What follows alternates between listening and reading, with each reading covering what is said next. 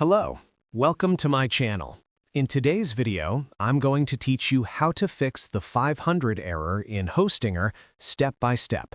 If you find this video helpful, be sure to like and subscribe. And now, let's get right into it. First, open your preferred web browser and type hostinger.ph into the address bar. Once the home page loads, you are at the starting point of this process. Take a moment to locate the My Account option at the top of the page. Click on it to access your personal dashboard, where you can manage all your hosting services and website settings.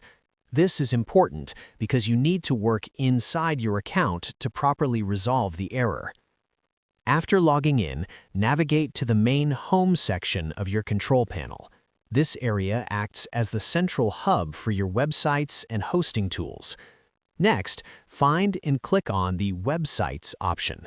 You will see a list of all the websites connected to your account. Carefully identify the website that is currently showing the 500 internal server error. Once you have selected the affected website, click on Dashboard to open its management area. Inside the dashboard, look for the Error Pages tab. This section allows you to manage common website errors. Locate error code 500 from the list and select it. You should now see an option to reset the error settings. Click on Reset, then confirm your action to apply the changes. This will clear temporary issues that may be causing the server error. That's it for today's tutorial. I hope this guide helped you fix the problem quickly. Thanks for watching, and I'll see you in the next one.